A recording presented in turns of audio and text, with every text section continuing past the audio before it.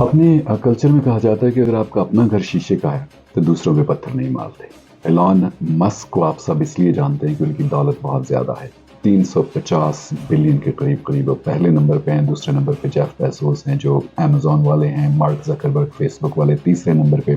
209 billion के साथ, और लैरी एलिसन जो है वो 173 बिलियन, और उनसे थोड़ा सा नीचे बिल गेट्स हैं 168 बिलियन के साथ। पर मार्क जकरबर्ग की वजह दौलत से ज़्यादा पता है क्या है? एरोगेंस, मॉकिंग, मिस इन्फॉर्मेशन कोविड में जो उन्होंने फैलाई, एंटी लेबर जो स्टैंड्स हैं उनकी कंपनियों में वो यूनियन नहीं बनने देते, और उसके साथ साथ उनका जो रैकलेस बिहेवियर है। और लेटेस्ट उनका ये है, न्यूयॉर्क टाइम्स और दूसरे मीडिया रिपोर्ट्स के मुताबिक जो वो ड्रग्स लेते हैं और वो ये माने भी हैं कि मेरी जो डिसीजन मेकिंग है उसमें फ़र्क नहीं पड़ता। मास्लो की थ्योरी ये है कि जब आपकी सारी ज़रूरतें पूरी हो जाती हैं तो आप रिकग्नाइज होना चाहते हैं, लेकिन जब आप रिकग्नाइज भी हो जाते हैं तो उसके आगे का जो सफ़र है वो बड़ा तकलीफ देह होता है। जब आपका घर शीशे का हो तो आपको ये डर लगता है कि अगर मैंने पत्थर मारा तो कोई दूसरा भी मार देगा। जब आपकी कंज्यूमर प्रोडक्ट्स थी, आपको सियासत में घुसने की ज़रूरत क्या थी? प्रेसिडेंट ट्रंप के साथ जब उनका ताल्लुक बना तो सारे लोगों ने कहा, उसके लिए बहुत जीनियस लोग नहीं बल्कि आम रिपोर्टर्स ने ये कहा कि ये ताल्लुक बहुत ज़्यादा चलने वाला नहीं है, पर किसी को ये आइडिया नहीं था कि ये 3 महीने से ज़्यादा नहीं चलेगा। खैर वो डोज से रिज़ाइन करके वाइट हाउस से छोड़ गए, और उसके बाद अब वो ज़ाहिर है उन्होंने प्रेसिडेंट ट्रंप की जो गवर्नमेंट है उसके खिलाफ ट्वीट भी शुरू कर दी हैं, और ये लगता है कि लड़ाई आगे जाके बढ़ेगी। बट असल चीज़ बताने की है कि जब आप इस लेवल पे चले जाते हैं तो आपको जजमेंट देखने होते हैं कि मेरी ज़िंदगी, मेरा ब्रांड, मेरा जो अपना पर्सनल ब्रांड और मेरा जो बिजनेस का ब्रांड है उसके साथ होगा क्या। हुआ ये कि वो टेस्ला जिसने उन्हें मल्टी बिलियन डॉलर्स का मालिक बनाया दुनिया में, उसकी हालत इस वक्त इतनी पतली है अपने ट्रेड बिजनेस में, कहते हैं कि मैं आपको अगर दुनिया के जो 4-5 मोस्ट बड़े कंज्यूमर है गाड़ियों के, ईवी के, उनके बारे में तो बताऊं तो आप सोचेंगे कि ये सर्वाइव कैसे कर रहा है ये जेंटलमैन। मसलन जर्मनी में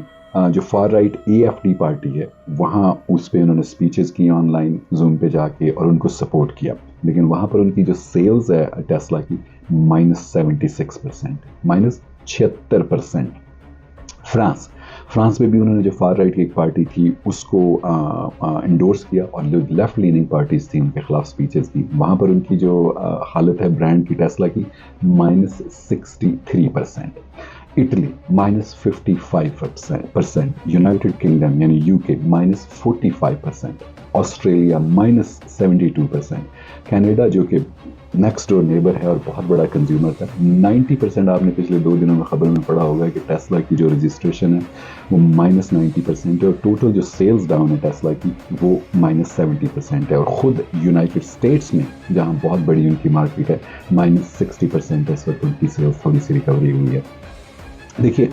आप छोटा बिजनेस है आपका या बड़ा बिजनेस है, अगर आपका सोशल कैपिटल होता है, अगर आपका ब्रांड है, तो आपको कोई बड़ी हरकत करने, या देसी ज़बान में जिसे कहते हैं कि कोई बड़ी चवल मारने से पहले 10 बार कैलकुलेट करना पड़ता है कि ये काम मैं करूँगा तो मेरे ब्रांड के साथ क्या होगा, पर्सनल ब्रांड के साथ, मेरे एक्चुअल ब्रांड के साथ, मेरे सोशल कैपिटल के साथ क्या होगा। तो ये लेसन लर्न करने वाला है कि अगर आप मल्टी बिलियनर भी हो, अगर आप दुनिया के रिचेस्ट आदमी भी हो एवर, आपकी सिचुएशन ये हो जाती है कि आप अपने बिजनेस के डिक्लाइन को, अपनी नाकामियों को, अपनी फेलियर्स को मिटाने के लिए ड्रग्स वगैरह का सहारा लेते हैं, जो कि इस वक्त मीडिया रिपोर्ट्स उनके बारे में आ रही हैं। सो अब जो टेस्ला है, जो खुद एलॉन मस्क हैं, उनको नेविगेट करना पड़ेगा उन बड़े चैलेंजेस को, यानी पब्लिक रिलेशन, अपने ब्रांड की और अपनी पर्सनल, उस पर काम करना पड़ेगा। लेकिन ये जिस तरह की उनकी एरोगेंस वाली तबीयत है, ये सोचना बड़ा मुश्किल है कि वो ऐसा कर पाएंगे। लेसन लर्निंग, कंपनी बड़ी हो या छोटी, ब्रांड छोटा हो या बड़ा हो, या आपकी ज़ात सोसाइटी में ब्रांड है, उस सोशल कैपिटल को संभाल के रखें, चवलें न मारें, क्योंकि एक टाइम आएगा कि ये सब विल बी गॉन, छूमंतर हो जाएगा। Thank you for watching.